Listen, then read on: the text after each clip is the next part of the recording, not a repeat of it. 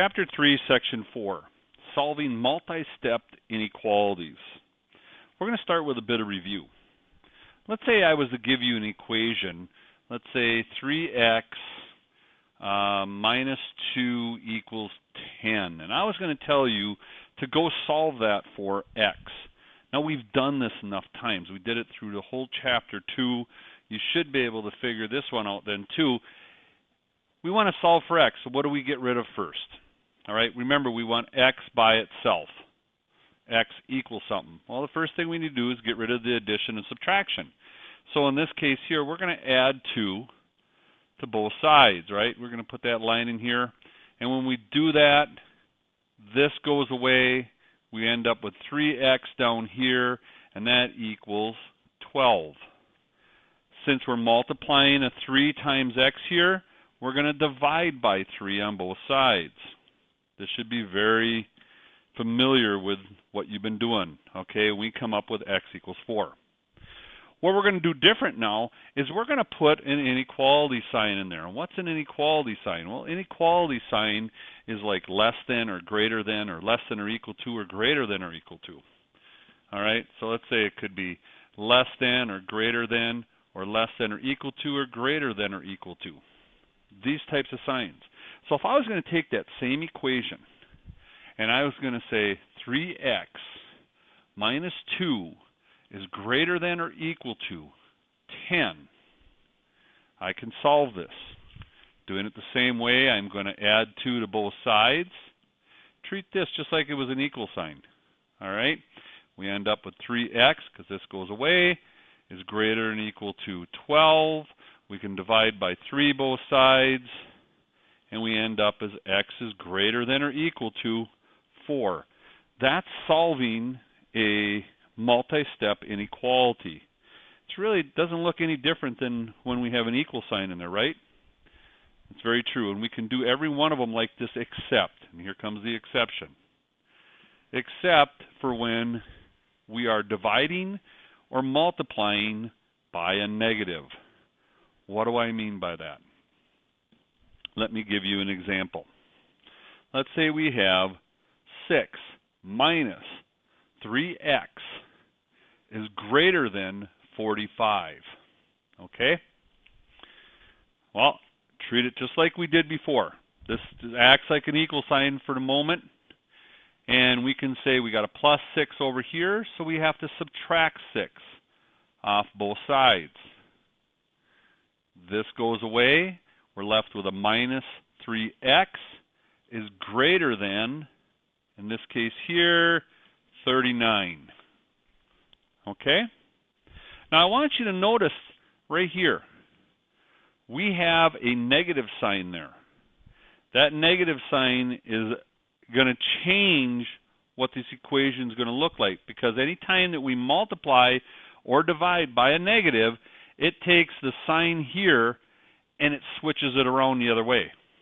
Let me show you what happens. Divide by negative 3, divide by negative 3. This goes away. We're left with x. We're left with a negative 13. But now my sign, instead of saying greater than, it's going to say less than. It switches that sign around. Okay? So my answer for this one would be x is less than negative 13. Let's do another example so you can see what happens.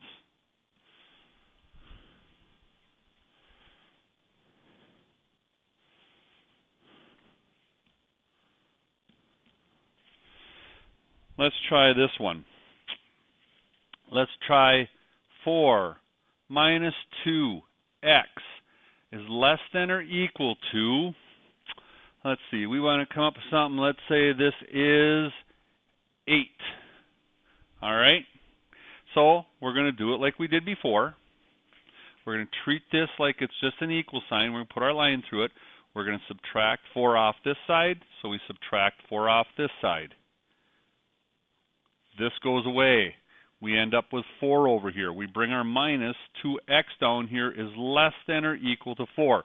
Notice I haven't switched my sign yet because I haven't divided through by a negative.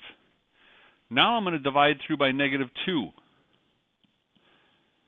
This goes away, and we are left with x, and over here would be a -2.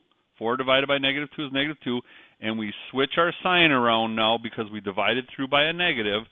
So our answer is x is greater than or equal to -2. Now, every other thing we've done before was working with just equal signs.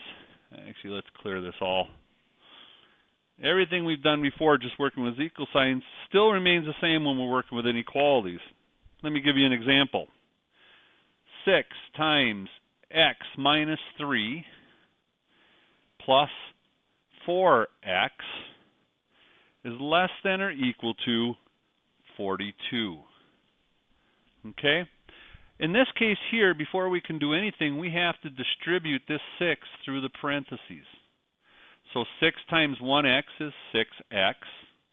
6 times -3 is a -18. We have a plus 4x over here, less than or equal to 42. All right? Now we can combine our x's. Notice we combine them on the same side of the equal sign.